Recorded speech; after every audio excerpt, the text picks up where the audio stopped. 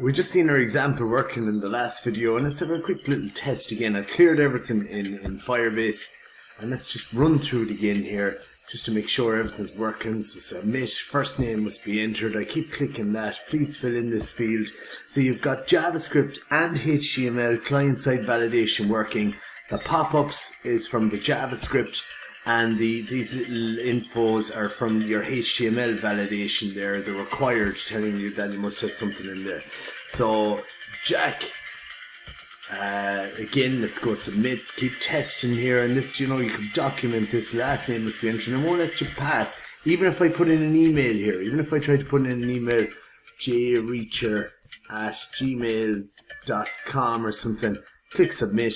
You know, last name must be entered there. So again, I'll get rid of the email there for a second, or I'll leave that in and see does it pick up that error. I'm sure it will. That kind of it's not in the correct format, which I will have a go at fixing later. But Jack Reacher, right now, let's have a go at submit again.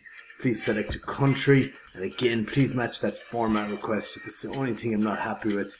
Oh, and just maybe these radio buttons, we need to do something on that, because as we'll see in the next selection, it will stay with mail there. So country, we need to select a country still.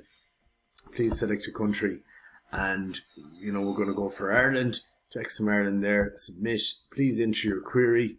So, again, query here is heat not working. Right, so that looks to be all working. Submit there. Submit click now. Our message coming up telling us. And, whoa! Thank you for your feedback. We'll get back to you as soon as possible, and click here to go back to your home page. Okay, right, so this is exactly what we want. We wanted to go to a feedback page. Let's see in the next video how we do that.